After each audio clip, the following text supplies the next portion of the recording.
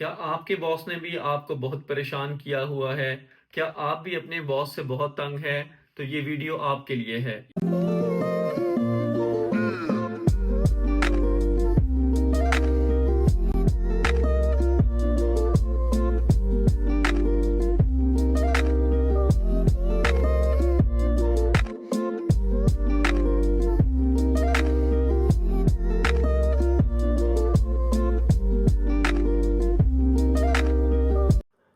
بسم اللہ الرحمن الرحیم۔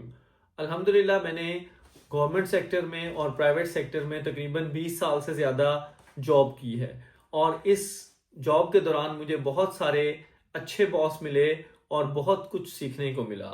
لیکن ان 20 سالوں کے دوران ہمیں کچھ ایسے بھی باس ملے جو کہ بہت زیادہ سخت تھے یا جنہوں نے ہمیں بہت زیادہ پریشان کیا۔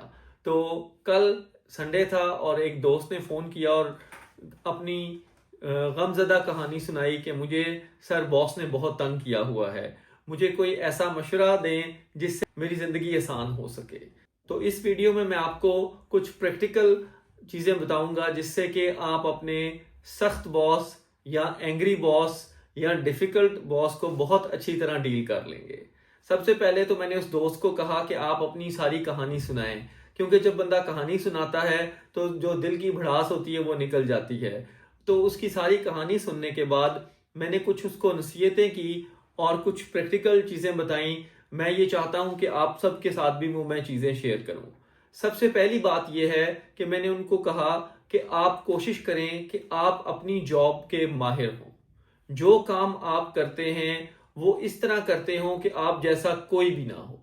آپ اگر اپنی جاب کے ایکسپرٹ ہوں گے، اگر آپ اپنے کام کے ایکسپرٹ ہوں گے تو آپ کا کوئی متبادل نہیں ہوگا، آپ کو کوئی بندہ ریپلیس نہیں کر سکے گا۔ تو آپ اپنے باس کی، آپ اس کمپنی کی مجبوری ہوں گی۔ دوسرا میں نے ان کو مشورہ یہ دیا کہ بجائے یہ کہ آپ اپنے باس کے ساتھ ہر بات پہ اختلاف کریں، اگر آپ کو اختلاف ہو بھی تب بھی آپ ہمیشہ یس سر کہہ کے وہ بات مان لیں۔ اب اس بات کو ماننے کا طریقہ کیا ہے، یا اگر آپ نے ان سے اختلاف کرنا ہے تو اس کا طریقہ کیا ہے؟ اس کا طریقہ ہوگا سینڈوچ اپروچ۔ سینڈوچ اپروچ کا مطلب یہ ہے کہ آپ پہلے ان کو کہیں گے کہ جی سر آپ بالکل ٹھیک کہہ رہے ہیں، لیکن پھر درمیان میں آپ اپنی رائے دیں گے کہ اگر ہم اس چیز کو اس طرح کر لیں تو چیزیں بہتر ہو سکتی ہیں۔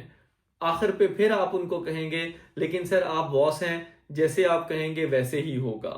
تو وہ یقیناً اس سینڈوچ اپروچ کی مدد سے آپ کی بات ماننے کے لیے تیار ہو جائیں گے۔ اس کے بعد میں نے ان کو یہ بتایا کہ آپ کوشش یہ کریں کہ آپ اپنے باس کو تبدیل نہ کریں۔ ہم سب کوشش یہ کرنے لگ جاتے ہیں کہ اپنے باس کو، یا جہاں پہ ہم کام کر رہے ہوتے ہیں، جو ہمارے ہیڈ ہوتے ہیں، ان کو تبدیل کرنے کی کوشش کرتے ہیں۔ آپ ان کو تبدیل نہ کریں بلکہ اپنے رویے میں تبدیلی لائیں۔